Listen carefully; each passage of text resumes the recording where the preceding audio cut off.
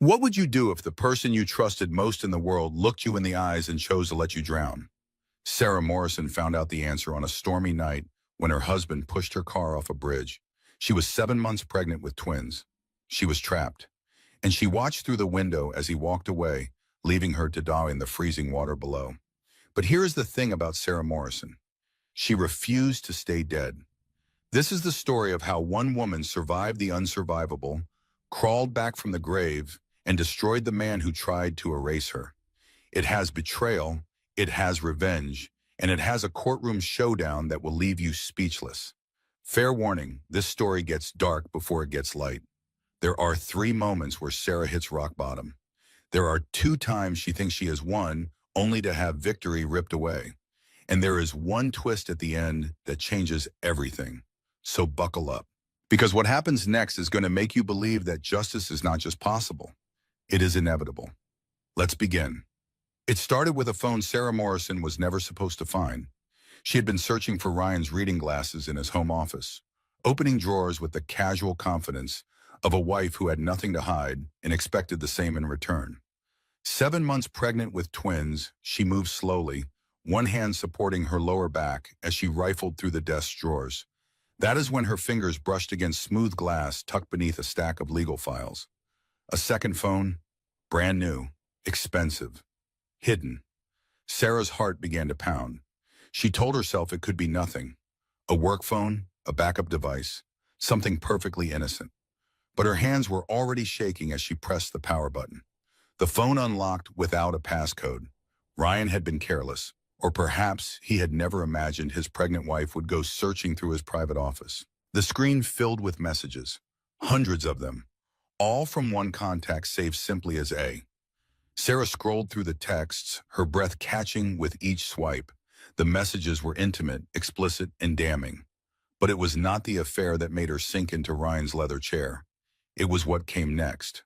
Photos, screenshots, bank statements, wire transfers. $8.7 million moved through offshore accounts, client trust funds, embezzled, laundered, hidden. Her husband, the respected senior partner at Morrison and Associates, was not just a cheater. He was a criminal. Sarah's legal training kicked in immediately. She opened her email on the hidden phone and forwarded every single file to her personal account. Her fingers flew across the screen as she photographed documents, saved screenshots, and created a digital trail that Ryan could not erase. She should have left the house immediately. She should have driven straight to the FBI. She should have called her brother, called a lawyer, called anyone. Instead, she made the worst decision of her life. She confronted him. Ryan came home that evening carrying takeout from her favorite restaurant, playing the role of attentive husband with practiced ease. He kissed her forehead, asked about her day, placed a gentle hand on her swollen belly. Sarah felt sick. "I found your phone," she said quietly. Ryan froze. For just a moment, his mask slipped. She saw a calculation flash across his face before the concern returned. "What phone, honey?" "The one hidden in your desk. The one with messages from A. The one with evidence that you have been stealing millions from your clients."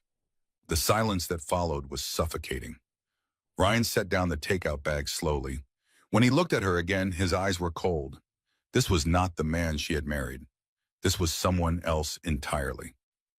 "Sarah," he said carefully, "you are stressed. The pregnancy hormones are making you paranoid. You are not thinking clearly."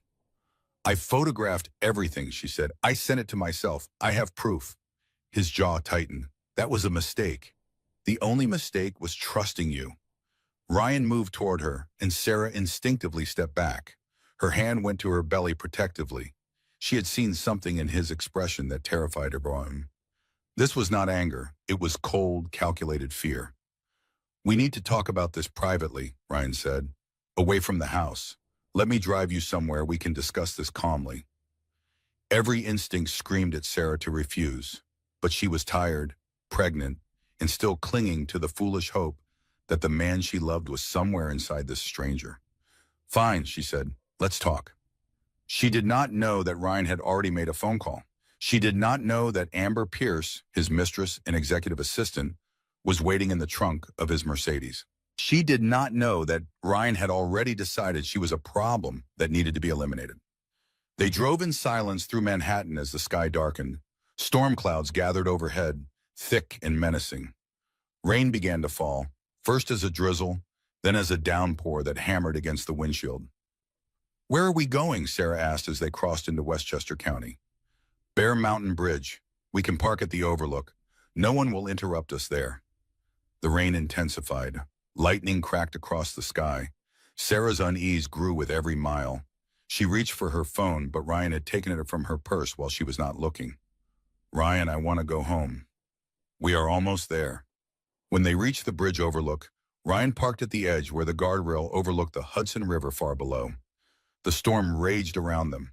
Through the rain-streaked windows, Sarah could barely see the water churning beneath the bridge. Ryan turned to face her. "I am sorry it came to this."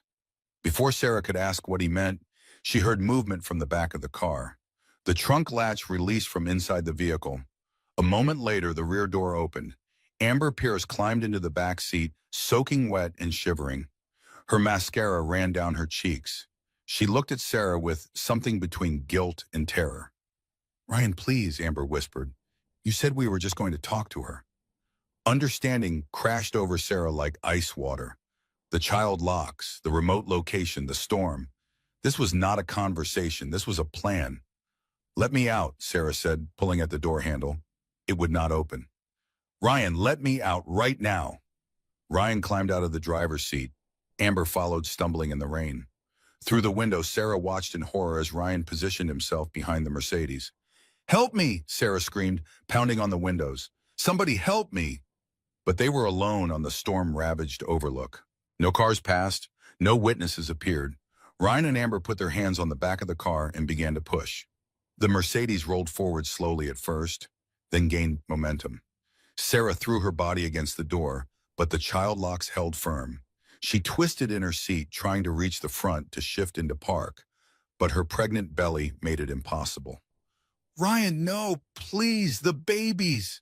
Her husband's face appeared in the rain-streaked window for just a moment. His expression was blank, empty. He had already decided she was dead. The front tires hit the guardrail with a shriek of metal. The car tilted forward at a sickening angle. For one suspended moment, Sarah could see nothing but dark sky and darker water below. Then the Mercedes tipped over the edge. The fall felt both instant and eternal. Sarah's stomach lurched as gravity took hold. She heard herself screaming, a sound of pure animal terror that was swallowed by the storm. The impact with the water was devastating. The windshield exploded inward. Freezing river water rushed through the shattered glass, filling the cabin in seconds. The cold was so intense it felt like knives against Sarah's skin. She gasped, and water filled her mouth, her nose, her lungs. The car sank fast, nose first. Water pressure crushed against Sarah's chest. She clawed at her seatbelt, but her fingers were already numb. The buckle would not release. Through the flooding cabin, Sarah saw shapes moving above the waterline. Ryan and Amber standing at the guardrail, watching, waiting to make sure she did not surface. Sarah's lungs burned. Her vision began to darken at the edges. She pressed her hands against her belly, feeling her babies move inside her one last time. "I am so sorry," she whispered into the water.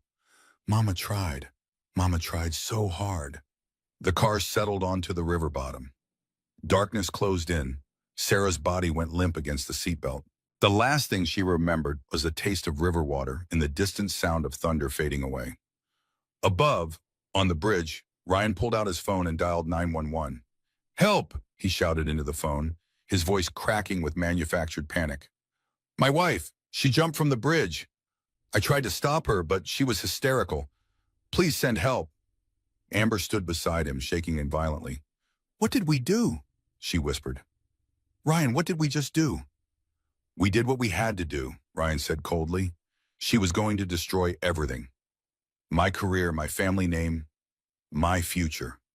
She was pregnant. She was a threat." Ryan grabbed Amber's arm hard enough to bruise. "Listen to me very carefully. We were driving. She got upset about the affair, and she jumped out of the moving car before I could stop her. We searched for her in the rain but could not find her. That is the story. Do you understand?" Amber nodded, tears mixing with rain on her face. Say it. She jumped, Amber whispered. We tried to stop her. Police sirens wailed in the distance. Ryan arranged his expression into one of devastated grief. He had practiced this face in the mirror many times. He knew exactly how to play a grieving husband. When the officers arrived, they found Ryan collapsed against the guardrail, sobbing. Amber sat in the passenger seat of a police car, wrapped in a blanket, saying nothing. The official report would read, Sarah Morrison, 32-year-old, 7 months pregnant with twins, jumped from Bear Mountain Bridge during a severe storm. Presumed deceased, recovery efforts ongoing. No one thought to question the husband's story. Not yet. 2 miles downstream, where the current had carried the submerged Mercedes, a kayaker named Tom Hutchins was trying to get off the water before the storm killed him. He paddled hard towards shore, cursing himself for being out this late. That was when he saw it. A pale hand pressed against the inside of a car window, barely visible beneath the dark water. Tom did not hesitate. He called 911 while paddling toward the submerged vehicle. There is someone trapped in a car in the river. I can see a hand. She is still moving. Emergency services arrived within minutes. Divers plunged into the freezing water. The first diver to reach the Mercedes reported back with urgency in his voice. We have a female victim, late 20s or early 30s, appears to be heavily pregnant. She has a pulse. Repeat, she has a pulse, but it is very weak. We need the jaws of life now. They worked frantically to cut Sarah free. The seatbelt had saved her life by keeping her head in an air pocket near the roof of the car, but it now trapped her underwater. Every second counted. When they finally pulled Sarah's body from the river, she was blue-lipped and unresponsive. A paramedic immediately began CPR while the helicopter lowered a rescue basket. Come on, the paramedic muttered, compressing Sarah's chest. Come on, stay with us. Your babies need you to stay with us. Sarah's body convulsed. Water poured from her mouth. She gasped once, twice, then stopped breathing again. They loaded her into the helicopter and flew toward Poughkeepsie Medical Center, the nearest hospital equipped to handle both trauma and high-risk pregnancy. During the flight, Sarah's heart stopped twice. Both times they brought her back. At the hospital, Dr. Marcus Webb, the head of emergency medicine, took one look at the waterlogged pregnant woman and immediately called for every specialist available. Get me obstetrics, get me hypothermia protocol, and somebody tell me right now if those babies have heartbeats. The ultrasound revealed devastating news. 2 heartbeats before the accident. Only 1 heartbeat now. 1 twin had been lost. Save the one we can save, Dr. Webb ordered, and save the mother. Move.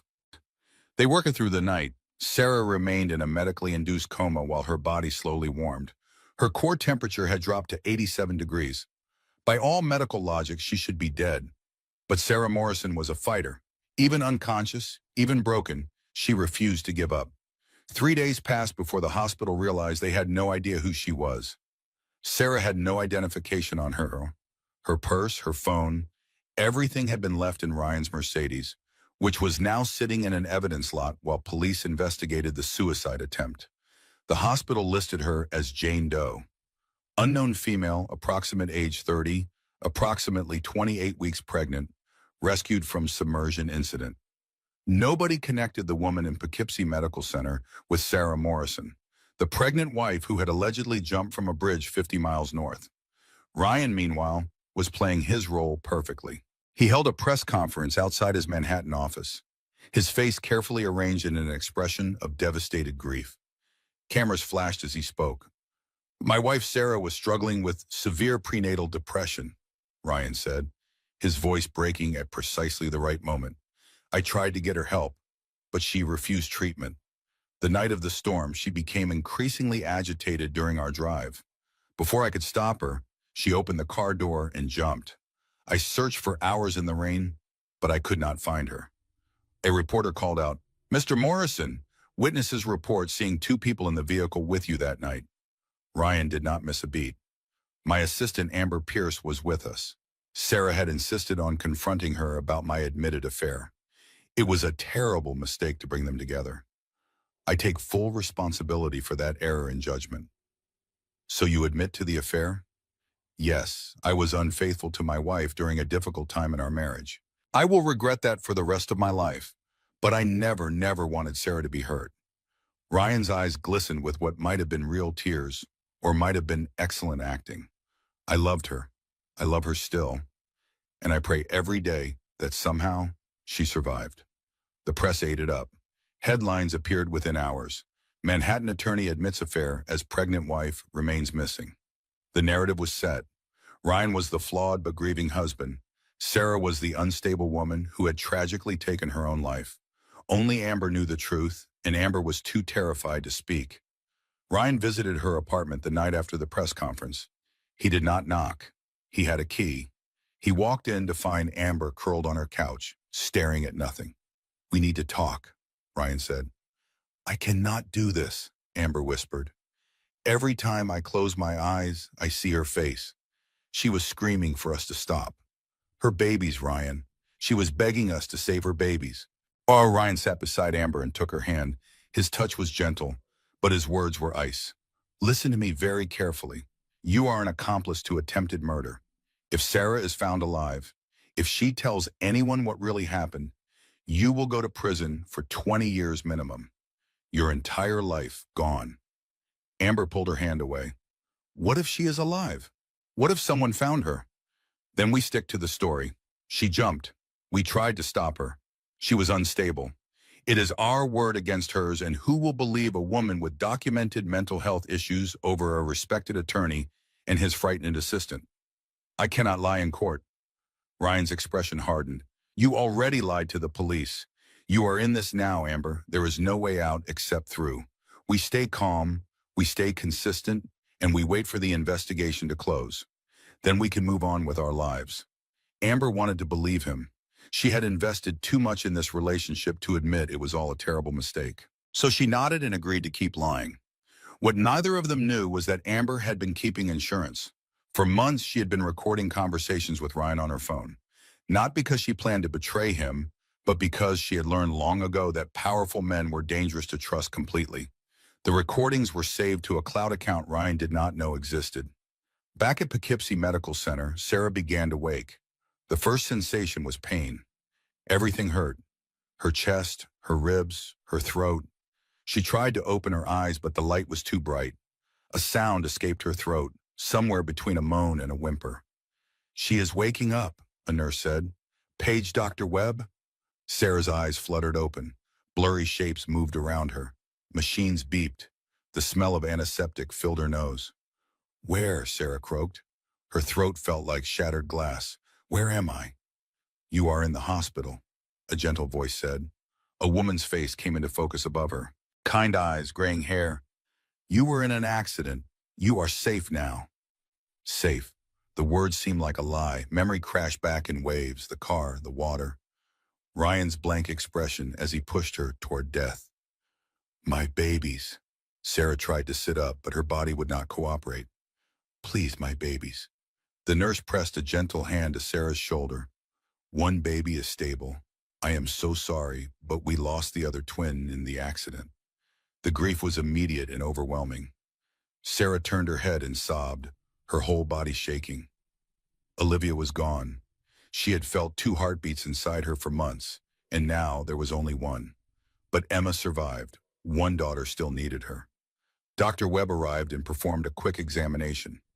"Do you remember what happened?" he asked. Sarah's mouth opened, then closed. The truth sat on her tongue, desperate to be spoken. "My husband tried to kill me.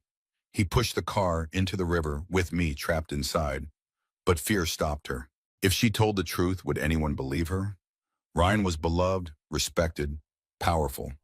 She was just a woman who had been foolish enough to trust him. And if Ryan learned she had served, he would try again. She was certain of it. "I do not remember," Sarah lied. "Everything is blank after getting in the car." Dr. Webb nodded sympathetically. "Trauma can cause memory loss. It may come back with time, or it may not. Right now, your focus needs to be on recovery." "Does anyone know I am here?" Sarah asked. "Has anyone called looking for me?" "No, we have had you listed as Jane Doe. You had no identification when you were rescued." Relief and terror mixed in Sarah's chest. Ryan thought she was dead. For now, that might be the only thing keeping her alive. 3 weeks passed. Sarah's name appeared in the news as Sarah Morrison, missing and presumed deceased. Her photo appeared on the evening broadcast, and a nurse recognized her immediately. "That is our Jane Doe," the nurse exclaimed. The hospital called the number listed for next of kin. Ryan Morrison answered on the first ring. Within 2 hours, Ryan arrived at the hospital with photographers documenting his tearful reunion with his wife. He rushed into Sarah's room and fell to his knees beside her bed. "Thank God," he sobbed, gripping her hand. "Sarah, I thought I had lost you forever." Sarah looked at her husband and felt nothing but cold terror. She wanted to scream. She wanted to tell everyone in the room what he had done. But Ryan's eyes held a warning even as fake tears streamed down his face. "I do not remember what happened," Sarah said carefully. Ryan's expression showed relief for just a fraction of a second before concern returned. "The doctor said you might have memory loss. That is all right. We will get through this together." The hospital psychiatrist arrived the next day. Dr. Helen Price was a thin woman with sharp eyes and a notepad she wrote in constantly. She sat across from Sarah and smiled warmly. "How are you feeling today, Sarah?" "Tired, sad about losing Olivia." "That is completely understandable. Losing a child is devastating trauma." Dr. Price consulted her notes. "Your husband mentioned you were experiencing prenatal depression before the accident. Were you having thoughts of harming yourself?" Sarah's blood went cold. "No, never. He also mentioned you had been refusing treatment. Is that true?" "I was not depressed. I was upset about discovering his affair, but I would never hurt myself or my babies." Dr. Price wrote something down. "Sometimes depression manifests as denial. It is very common." Sarah realized what was happening. Ryan had built a narrative of an unstable, suicidal wife. Now he was using medical professionals to cement that story. "I am not suicidal," Sarah said firmly. "Of course not. But given the circumstances and the risk to your unborn child, I am recommending a 72-hour psychiatric hold for observation." "You cannot do that. I am not a danger to anyone. Your husband has expressed serious concerns. He has signed consent forms for involuntary commitment if necessary." Sarah felt the walls closing in. If they committed her to psychiatric care, her credibility would be destroyed forever. No court would believe a woman who had been institutionalized. She forced herself to take a deep breath and think like a lawyer. "What do I need to do to avoid commitment?" Dr. Price looked surprised by the directness. "Demonstrate stability. Cooperate with treatment. Show us you can care for yourself and your baby safely." Sarah smiled. It felt like wearing a mask. "I can do that. I want to do that. I just want to go home and heal with my daughter." Over the next 3 days, Sarah played the model patient. She attended therapy sessions. She took the medications they prescribed. She spoke calmly and rationally about her trauma. She admitted she had been under stress, but insisted she was committed to recovery. It worked. Dr. Price signed off on her release. But Sarah's freedom came with conditions. She was released to Ryan's care. A court-ordered ankle monitor was placed on her leg, allegedly to prevent another suicide attempt. All her accounts were frozen pending a competency hearing. Sarah returned to their Manhattan penthouse as a prisoner in everything but name. Ryan played the attentive husband for the home health nurse who visited daily. The moment they were alone, his mask dropped. "If you even think about telling anyone what really happened," Ryan whispered as Sarah sat on the couch with baby Emma in her arms, "I will have you committed permanently. No one will believe a woman with documented mental health issues and memory problems. You will lose Emma. You will lose everything." Sarah held her daughter closer. Emma was 2 weeks old now, tiny and perfect, and completely dependent on her mother's protection. "Why?" Sarah asked. "Why did you try to kill us?" Ryan's laugh was bitter. "You were going to destroy me, turn me into the FBI for the embezzlement, ruin my family name. I could not let that happen. So you tried to murder your pregnant wife. I did what I had to do, and I will do it again if you force my hand." Ryan stood and adjusted his tie. "I have a meeting. The nurse will be here in an hour. Do not do anything stupid." After he left, Sarah sat in the silent penthouse and tried to figure out how to survive. She had no money, no phone, no way to contact anyone. The ankle monitor tracked her every movement. She was utterly alone. But Sarah was not the type to give up easily. She began to plan. 2 weeks after Sarah's return home, Ryan escalated his psychological warfare. He needed Sarah completely discredited before she remembered too much or found a way to contact authorities. Late one evening, while Sarah was feeding Emma in the nursery, Ryan staged his masterpiece. He left the penthouse through the service entrance, circled around to the building's loading dock, then used his key to re-enter through the parking garage. He took the freight elevator to avoid security cameras in the main lobby. Once back in the penthouse, he moved through the rooms quickly and quietly, overturning furniture and emptying drawers. Then he left again the same way he had come. 20 minutes later, he called 911 from his office downtown. "My wife is having a mental health crisis," Ryan said, his voice shaking. "She just called me, screaming incoherently. She is alone with our newborn baby. I am terrified she is going to hurt herself or the child. Please send someone immediately." Police arrived in the penthouse to find Sarah sitting on the floor of the nursery, holding Emma and crying. The apartment was in chaos around her. Furniture overturned, belongings scattered, clear signs of a violent episode. "Ma'am, we need you to put the baby down," the first officer said gently. "I did not do this," Sarah said. "Someone broke in. I heard noises and grabbed Emma and hid in here. I did not do this." The officers exchanged glances. They had been briefed by dispatch. Mentally unstable woman, recent suicide attempt, court-ordered monitoring. This looked exactly like what they had been told to expect. "Let's just make sure everyone is safe," the officer said. "Put the baby down and let us check you over." Sarah knew how this looked. She knew what Ryan had done, but there was no way to prove it. That was when she heard a voice from the hallway. "Excuse me, officers?" An elderly woman appeared in the doorway. Sarah had seen her before, the neighbor from across the hall. Mrs. Dorothy Fletcher, maybe 70 years old, wearing a flowered robe and carrying an iPad. "I live across the hall," Dorothy said. "I could not help but overhear the commotion. Before you take this young lady anywhere, you might want to see something." Dorothy pulled up a video on her iPad. "My grandson set up security cameras for me after I was burglarized last year. One of them points at the hallway. I just checked the footage from tonight." The video showed Ryan leaving his penthouse at 8:43, clearly visible despite his attempt to use the service areas. The timestamp was irrefutable. "That is her husband," Dorothy said, "leaving the apartment 23 minutes before he called you saying his wife was having a crisis." Now, why would a man stage a break-in in his own home and then call the police on his mentally fragile wife? The officers looked at each other, then at Ryan, who had just arrived on the scene looking appropriately worried. "Mr. Morrison, can you explain this?" Ryan's face went through several expressions before settling on confused concern. "I left to get her medication from the pharmacy. I thought she would be fine for 30 minutes. The pharmacy is 2 blocks away. This video shows you heading toward the parking garage. I moved my car first. It was weak, and everyone knew it. But without more evidence, the police could not arrest Ryan Morrison, respected attorney, for trashing his own apartment." After the officers left with a warning to both parties, Dorothy Fletcher took Sarah aside. "Come with me, honey," Dorothy said. In Dorothy's apartment, which smelled like lavender and old books, Sarah finally broke down. "He tried to kill me," she sobbed. "He pushed my car into the river. He is going to keep trying until I am dead or committed." Dorothy handed Sarah a tissue. "I figured it was something like that. That man's shadier than my ex-husband Harold, and he ran off with the church secretary and the bingo money." Despite everything, Sarah almost laughed. "I saved that video," Dorothy continued, "and I can save more. My cameras record everything in this hallway.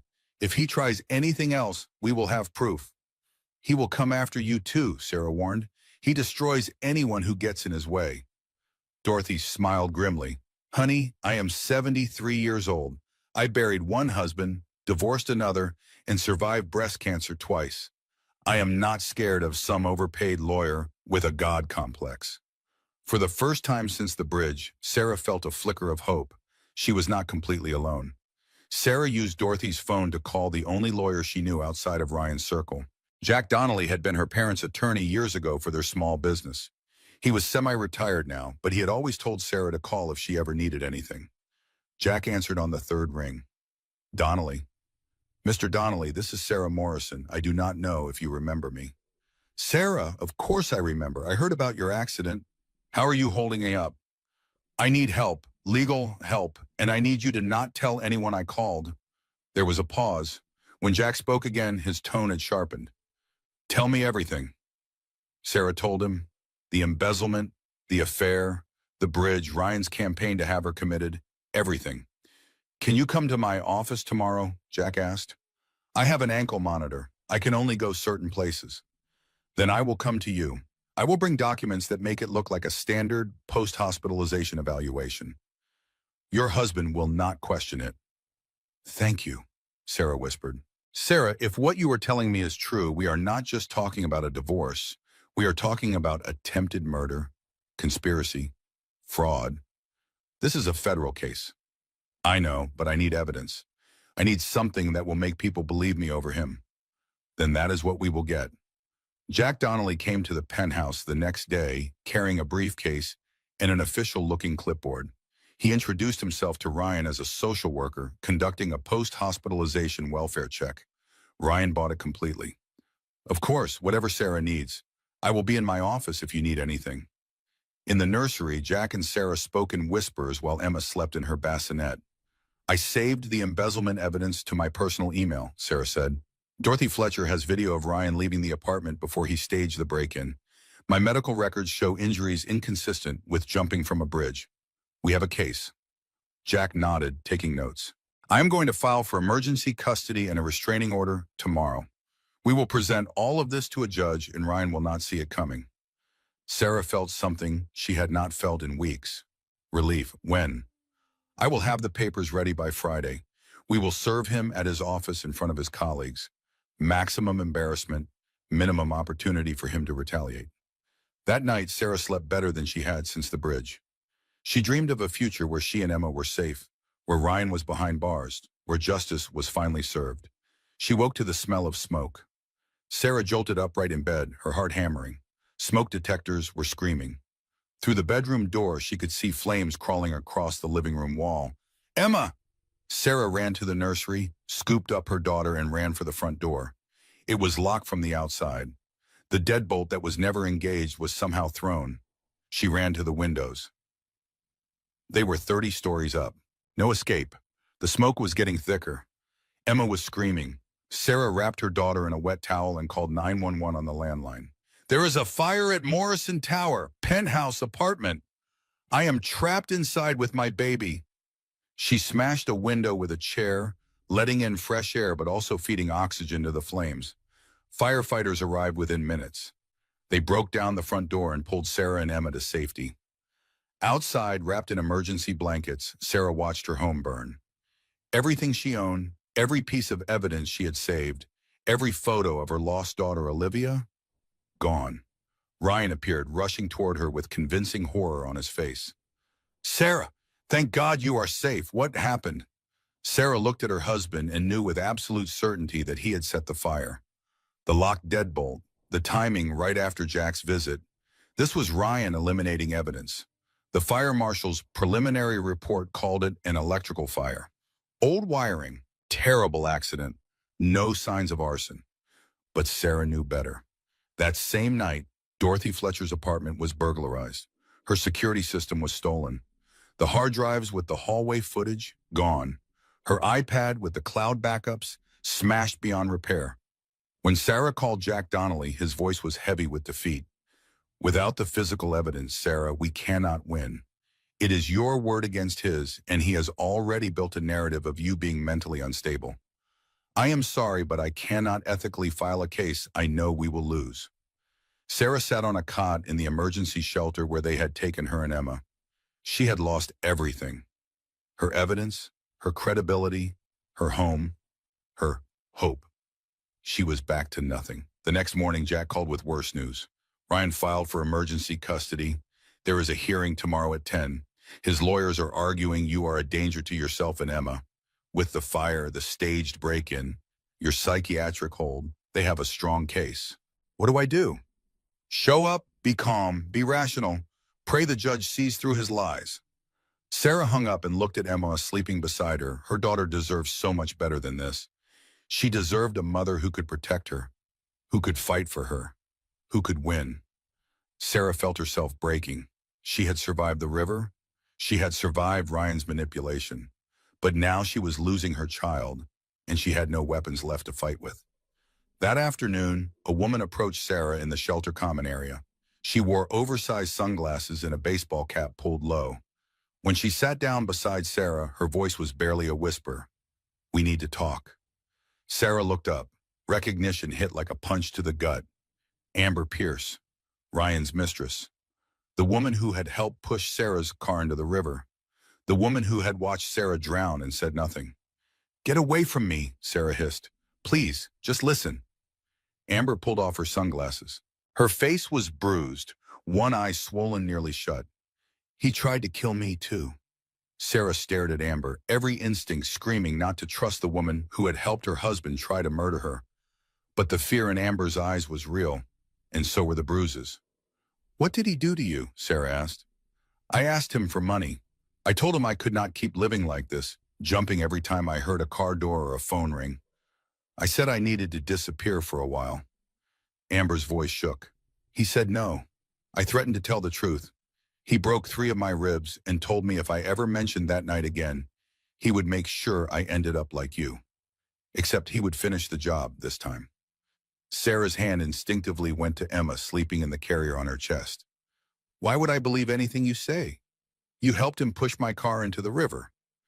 I know I am a terrible person. I was scared and stupid, and I made the worst choice of my life."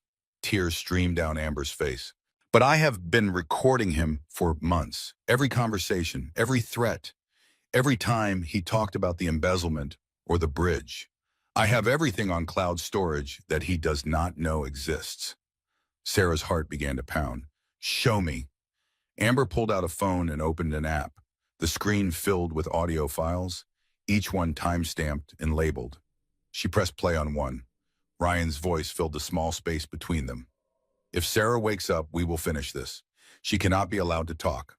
I will make sure she looks like a suicide, and this time there will not be any mistakes. Amber, you are in this now. If I go down, you go down with me." Sarah listened to the recording, her hands shaking. This was it. This was the evidence that could destroy Ryan. "There are dozens more," Amber said, "including audio from the night of the bridge, him planning it, me begging him not to do it, the sound of you screaming." She swallowed hard. "I am so sorry, Sarah. I am so sorry I did not stop him. I will spend the rest of my life trying to make this right." Sarah wanted to hate Amber. She wanted to tell her that sorry would never be enough. But right now, hatred was a luxury she could not afford. "We need Jack Donnelly," Sarah said, "my lawyer. If you are willing to testify, we can take him down." Jack arrived at the shelter an hour later. He listened to the recordings with an expression that grew darker with each passing minute. When the last file ended, he sat back and exhaled slowly. "This changes everything. We are no longer talking about a custody dispute. This is attempted murder, conspiracy, fraud, embezzlement, federal charges. Ryan Morrison is going to prison for a very, very long time." "What do we do?" Sarah asked. "We build an airtight case. We go to the FBI and the media simultaneously. Ryan has connections in the police department, but he cannot corrupt everyone." Jack's eyes were sharp with the kind of focus Sarah remembered from her own days practicing law. "But we need to move fast. The custody hearing is tomorrow. Once Ryan has Emma, he will disappear with her, and we will never see either of them again." Sarah felt ice form in her stomach. "He would not." "He has already tried to kill you twice," Jack said bluntly. "What makes you think he would not take his daughter and run to a country with no extradition treaty? He has the money, he has the connections, and he has nothing left to lose." They worked through the night, building their case. Jack contacted an investigative journalist he trusted, a woman named Nina Rodriguez, who had been trying to expose corruption in Manhattan's elite legal circles for years. Nina arrived at the shelter at midnight, her eyes bright with the hunger of a reporter who had just been handed the story of her career. "I can have this ready to publish in 12 hours, Nina said after reviewing the evidence. "But I need confirmation that the FBI is moving on this. I cannot run a story accusing Ryan Morrison of attempted murder without law enforcement backing." Jack nodded. "I have a contact at the FBI who owes me a favor, but even with this evidence, they will need time to build a case. Weeks, maybe months. We do not have weeks, Sarah said. The custody hearing is tomorrow morning. The three of them looked at each other, the impossible problem hanging in the air between them. Then Amber spoke. What if we force his hand, make him think he has won, make him get comfortable, and then destroy him when he least expects it? How? Sarah asked. He is having a charity gala tomorrow night at the Plaza Hotel. 300 guests. Every important person in Manhattan will be there. Maximum visibility. Amber's eyes met Sarah's. What if that is when we strike? Nina publishes her article right as Ryan is giving his speech. The FBI arrests him on stage in front of everyone. He gets the public humiliation he deserves, and there is no way for him to run. Jack frowned. That is extremely risky. What about the custody hearing? We lose it, Sarah said, understanding dawning. Or at least we let Ryan think he wins. He gets Emma taken from me tomorrow morning. He relaxes, thinks he is safe. Then tomorrow night, everything crashes down on him at once. Absolutely not, Jack said. I will not let you give up your daughter, even temporarily. What if she is not giving her up? Amber said slowly. What if the people who take Emma tomorrow are not actually taking her to Ryan? Understanding passed between the three women. It was risky. It was possibly illegal. It required perfect timing and cooperation from people in positions of power. But it might be the only way to save Emma and destroy Ryan at the same time. Jack made a call to his FBI contact, a woman named Special Agent Lisa Torres. They spoke for 20 minutes. When Jack hung up, he looked exhausted but determined. Agent Torres is in, but Sarah, you need to understand what this means. Tomorrow morning, federal marshals disguised as police officers are going to take Emma from you. You are going to have to let them. You are going to have to scream and cry and fight them while knowing it is all theater. Can you do that? Sarah looked down at Emma sleeping in her arms. The thought of letting anyone take her daughter, even for a single day, even knowing it was fake, made Sarah want to vomit. But if it meant Ryan would finally face justice, she would do it. Yes, Sarah whispered. I can do that. The custody hearing was held in a small courtroom that smelled like old wood and broken families. Sarah sat at the plaintiff's table with Jack beside her, trying to keep her hands from shaking. Ryan sat across the aisle in an expensive suit, his lawyers flanking him like well-dressed sharks. He looked confident, relaxed, like a man who knew he had already won. The judge, an older man named Harrison Cole, reviewed the case file with a frown. This is a very unusual situation, Mrs. Morrison. Do you understand why we are here today? Yes, Your Honor, Sarah said. Keep it together. This is all part of the plan. Your husband is petitioning for emergency custody based on concerns about your mental stability and your ability to care for your infant daughter safely. How do you respond? Sarah forced herself to meet the judge's eyes. I love my daughter more than anything in this world. I would never hurt her. My husband is lying to manipulate the system because I have evidence of his crimes. Ryan's lawyer stood immediately. Your Honor, this is exactly the kind of paranoid delusion we have been discussing. Mrs. Morrison has a documented history of mental health issues following her suicide attempt last month. It was not a suicide attempt, Sarah said. He tried to kill me. The judge held up a hand. Mrs. Morrison, I understand you are under a great deal of stress, but these are very serious accusations, and I see no evidence in this file to support them.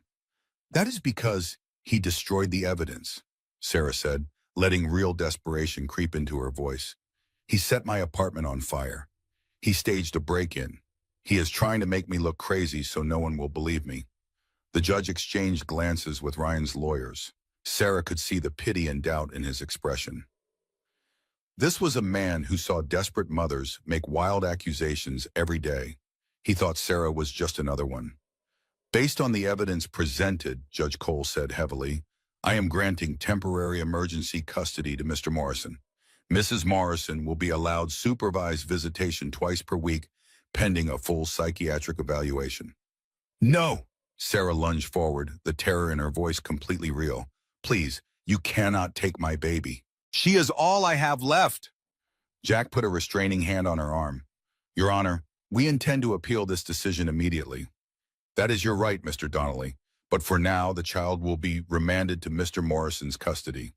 The judge looked toward the back of the courtroom. Bailiff, Please escort Mrs. Morrison out. Two uniformed officers approached Sarah. She recognized one of them, a woman who had given her the slightest nod when they made eye contact. Federal marshals, not regular police. Ma'am, we need you to hand over the baby, the female marshal said gently. No, Sarah sobbed, clutching Emma tighter. Please, please do not take her. She needs me. She is only 3 weeks old. The marshals had to physically remove Emma from Sarah's arms. The baby began to cry, a thin wail that cut through Sarah like a knife.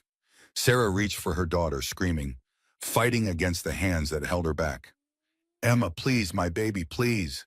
It was all an act, but Sarah's pain was real.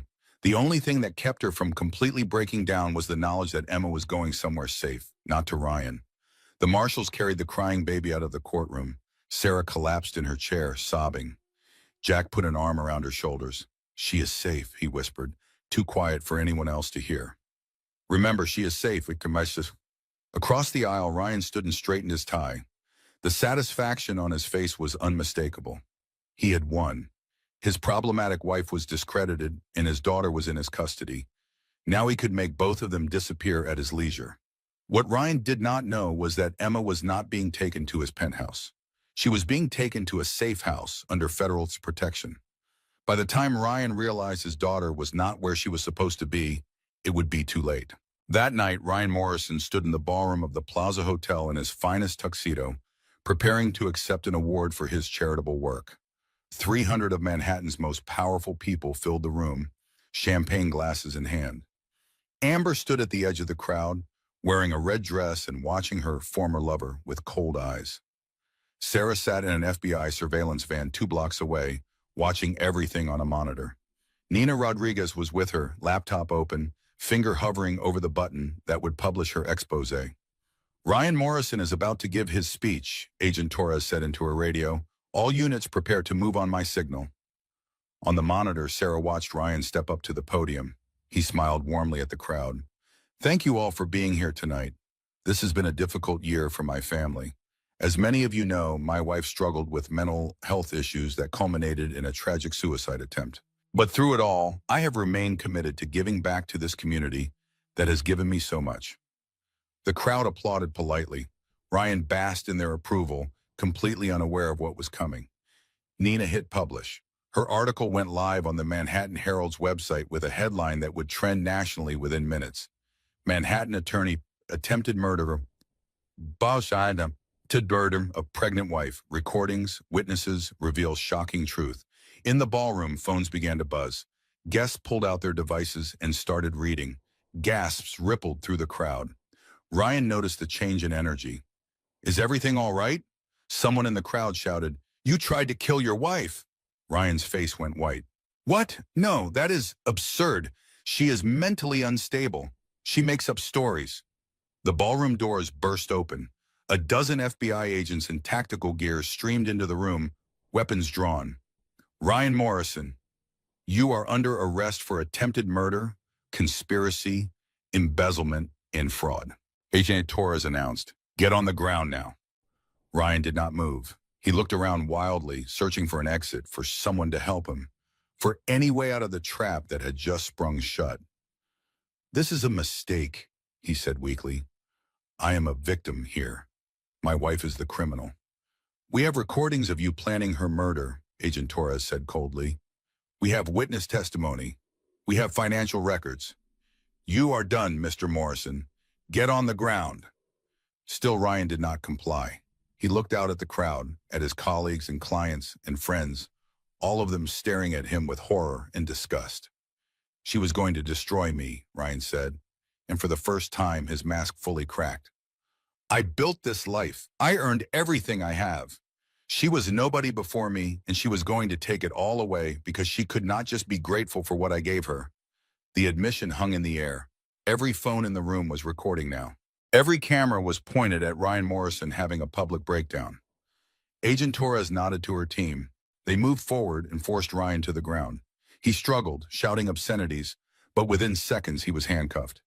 As they walked him out in front of 300 witnesses and a dozen cameras, Ryan caught sight of Amber in the crowd. She met his eyes and did not look away. You are welcome, she mouthed. In the surveillance van, Sarah watched Ryan being led away and finally allowed herself to breathe. "It is over," Jack said. "He cannot hurt you anymore." Sarah closed her eyes. "Where is Emma?" "Safe. Agent Torres will take you to her now." They drove through the city to a small apartment in Queens where federal marshals had been watching over Emma all day. When Sarah walked through the door and saw her daughter sleeping peacefully in a portable crib, she collapsed to her knees and wept. "I am so sorry, baby girl," Sarah whispered, carefully lifting Emma into her arms. "Mama is so sorry you had to go through that. But you are safe now. We are both safe now." Emma opened her eyes and made a small sound, not crying, just acknowledging her mother's voice. Sarah held her daughter close and swore she would never let anything threaten her again. The trial of Ryan Morrison became the most watched legal proceeding in New York in a decade. Every major network covered it. The courtroom was packed every single day. Sarah sat in the front row, Jack Donnelly beside her, Emma sleeping in a carrier against her chest. She had refused to miss a single moment of Ryan's reckoning. The prosecution presented their case with methodical precision. Financial records showing $8.7 million in embezzled funds, audio recordings of Ryan planning Sarah's murder, testimony from the kayaker who pulled Sarah from the water, medical records showing injuries inconsistent with jumping from a bridge, and then Amber Pierce took the stand. She looked small, sitting in the witness box, her voice barely above a whisper as she described the night on the bridge. But the jury heard every word. "Ryan told me if I did not help him, he would say I was the one who pushed the car. He said no one would believe me against him. So I helped him push." Amber's voice broke. I heard Sarah screaming. I saw her hands against the window. I will hear that sound for the rest of my life. Ryan's defense lawyer tried to paint Amber as a scorned mistress seeking revenge, but the recordings made that impossible. There was no way to spin Ryan's own voice admitting to attempted murder. When it was Sarah's turn to testify, she spoke clearly and calmly, letting the facts speak for themselves. She described discovering the embezzlement, the drive to the bridge, the moment she realized what Ryan intended to do. "I begged him to save me," Sarah said, looking directly at the jury. "I begged him to save our babies. He looked at me like I was nothing, like I was a problem to be eliminated. And then he walked away." Several jurors were crying. Even the judge looked shaken. Ryan's lawyers tried to argue temporary insanity, coercion, anything to reduce the charges. But the evidence was overwhelming. The jury deliberated for 47 minutes.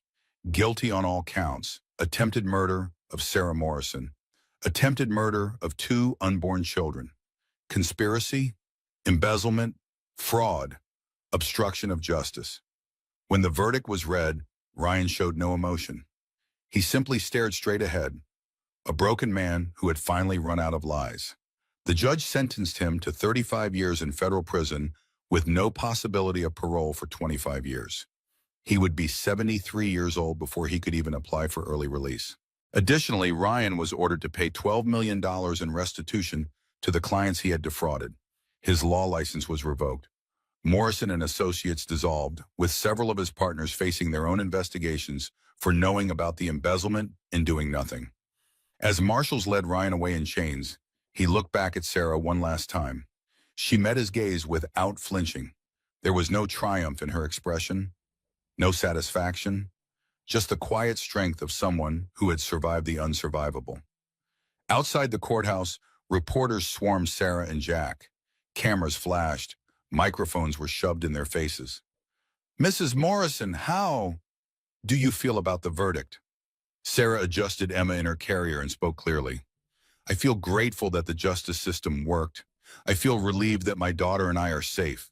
And I feel hope that other women in similar situations will see this case and know that even powerful men can be held accountable for their crimes." "What will you do now?" "I'm going to focus on healing, on raising my daughter, and on using my law degree to help other survivors of domestic violence and abuse." The press conference lasted another 10 minutes before Jack gently guided Sarah away from the cameras. They climbed into a waiting car and drove away from the courthouse, leaving the circus behind. "You did it," Jack said.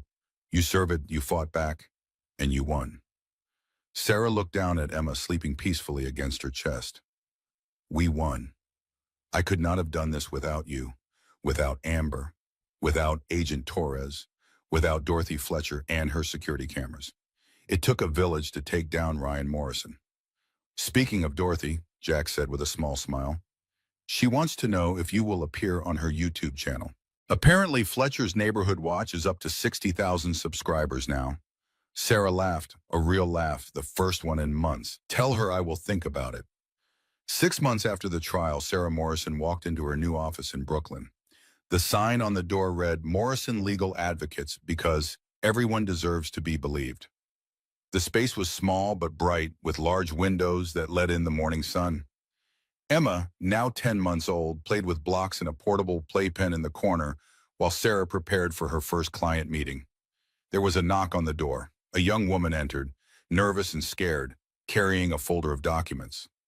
Are you Sarah Morrison? The woman asked. I am. Please sit down. You are safe here.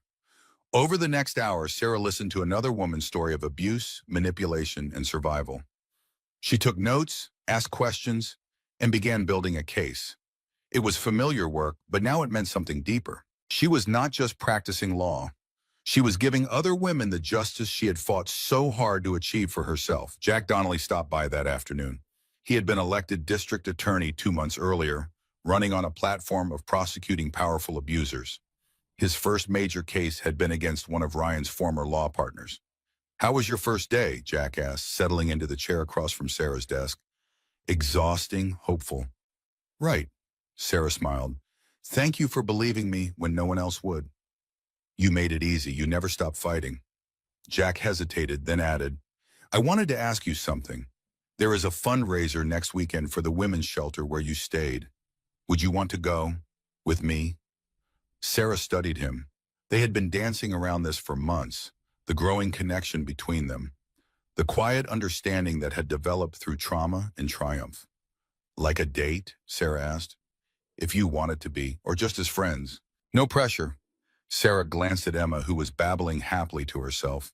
She thought about Ryan and everything he had taken from her. But she also thought about everything she had gained, her strength, her independence, her purpose. I would like that, Sarah said. A date, but slow, okay? I am still figuring out who I am outside of survival mode. Slow is good. I can do slow. That weekend, Sarah drove out to Bear Mountain Bridge. She parked at the overlook where Ryan had pushed her car over the edge, the place where her old life had ended and her new one had begun. She carried Emma to the guardrail, now reinforced after the accident that had been covered in every newspaper in New York. A small memorial plaque had been placed there, in memory of Olivia Morrison, gone too soon but never forgotten. Hi, baby girl, Sarah whispered, placing flowers by the plaque. Your sister is growing so fast. She has your nose, I think. Or maybe that is wishful thinking. Sarah's voice caught. I wish you could have met her. I wish you could have grown up together. But I promise I will tell Emma about you every single day. You will always be part of our family. A breeze rustled through the trees. Sarah closed her eyes and let herself feel the grief fully, without fear, without shame. She had earned this moment of peace. When she opened her eyes again, Emma was reaching toward the sky, her tiny fingers grasping at nothing, or maybe at something Sarah could not see. Come on, sweet girl, Sarah said, kissing Emma's forehead. Let's go home. As Sarah drove away from the bridge, her phone buzzed with a text from Dorothy Fletcher. Just posted a new video reviewing doorbell cameras. Featured your case as an example of why everyone needs home security. Already at 20,000 views. You're famous. Sarah smiled and sent back a reply. You are going to be more famous than me at this rate. When do I get my guest appearance? The response came immediately. Next week. I am calling it How One Woman's Survival Inspired a Nation. Bring Emma. The audience loves babies. Sarah laughed and set her phone down. She drove through the city as the sun began to set, painting the sky in shades of orange and gold. In the rearview mirror, she could see Emma sleeping peacefully in her car seat. Her daughter. Her survivor. Her second chance. Ryan Morrison was in a federal prison in California, reportedly attacked twice by other inmates who took particular offense to men who tried to murder pregnant women. He had no visitors. No one wrote to him. His family had disowned him publicly. Amber Pierce had entered witness protection and relocated to Oregon. She worked at a nonprofit helping women leave abusive relationships. She sent Sarah a card every few months, always the same message. Still trying to make it right. Thank you for letting me try. Dorothy Fletcher had become a minor celebrity, her YouTube channel Fletcher's Neighborhood Watch, reaching over 100,000 subscribers. She reviewed security systems, gave safety tips, and told stories about catching bad neighbors. Her catchphrase, "Stay safe, stay nosy, stay one step ahead," appeared on t-shirts and coffee mugs. And Sarah Morrison, the woman who was supposed to die in the Hudson River, was alive. She was thriving. She was raising her daughter in safety and love. She was helping other women find their voices and their strength. She had survived the unsurvivable. She had faced down her abuser and won. She had turned her trauma into purpose and her pain into power. Ryan had tried to erase her and said she had become unforgettable. As Sarah pulled into the parking lot of her modest apartment in Brooklyn, Emma stirred and opened her eyes. She looked at her mother and smiled, that perfect toothless grin that made everything worthwhile. "We made it, baby girl," Sarah whispered. "We really made it." She carried Emma inside, locked the door behind them, and began the evening routine of feeding and bathing and bedtime stories. It was ordinary. It was safe. It was everything. Later that night, after Emma was asleep, Sarah stood by the window and looked out at the city lights. She thought about the woman she had been before the bridge. Naive, trusting, willing to overlook red flags because she loved someone. She was not that woman anymore. She had been broken and drowned and reborn.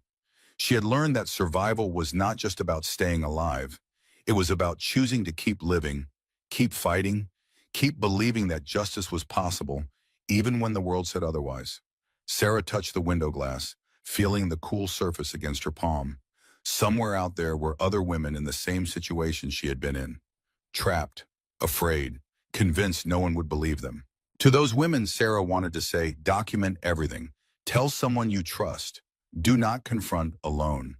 And know that even when it feels impossible, even when the person hurting you seems too powerful to stop, justice is possible. Justice delayed is not justice denied. Sometimes it is justice perfected. Sarah turned away from the window and checked on Emma one more time.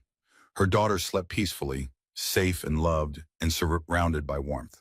Tomorrow, Sarah would go back to her office and help another survivor. She would take another call from a terrified woman who thought no one would believe her story. She would build another case, fight another battle, win another victory. But tonight she would rest. She would heal. She would simply exist in this moment of hard-won peace. Because Sarah Morrison, the pregnant wife who came back alive, had done more than survive. She had won. Sarah Morrison's story proves something powerful.